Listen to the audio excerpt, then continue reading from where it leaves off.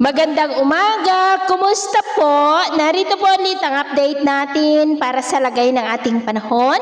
Ngayong umaga po ng July 14, 2025. Sa ngayon po ay patuloy pa rin na habagat ang weather system na nakakaapekto po ngayon dito sa ating bansa, lalo na sa kanlurang bahagi, na patuloy pa rin na hinahatak ng dalawang bagyo na nasa malapit po sa Japan. Samantala, ngayong linggong ito ay nananatili pa rin na may isang banta ng sama ng panahon na maaari na papasok sa ating area of responsibility na lalo po na magpapalakas ng habagat at ang development nitong ating babantayan kung matutuloy po o hindi, lalo na at posible na maging malakas ito na bagyo at tatawagin sa local name na bagyong Krising.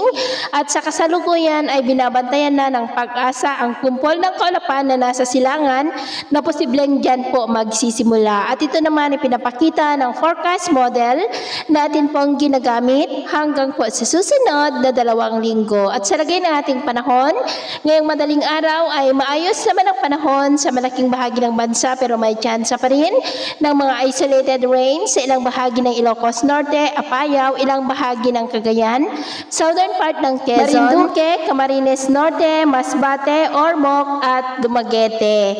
At mamaya po ay sisikat naman ang araw sa malaking bahagi ng bansa, pero may tsansa pa rin ng cloudy skies with isolated rain sa ilang bahagi po ng Bataan, Metro Manila, Malolos, Bulacan, Mercedes sa may Camarines Norte, Legazpi, Naga, Catanduanes, Sorsogon, Marinduque, Mamburao, Romblon, Pandan, Antique, Coron, Ormoc, Butuan, Siquijor, Pagadian at Tawi-Tawi. At mamayang hapon, mas maraming lugar po ulit ang makakaranas ng mas maulap na kalangitan with isolated rains sa ilang bahagi lamang ng Northern Luzon, Central Luzon, ilang bahagi ng Southern Luzon, Panay Island, Negros, Cebu, northern part ng Leyte, Samar Provinces at ilang bahagi ng Northern Mindanao at Davao.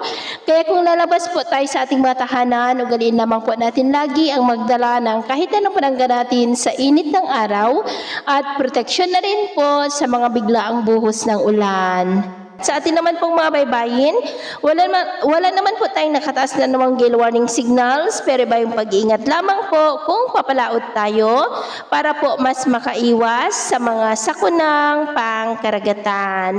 So yun po ng latest update natin sa araw na ito. Ako po muli si James na nagsasabing sa kahit na pagsubok po na darating sa ating buhay, huwag po tayong mawawalan ng pag-asa. Thank you and God bless.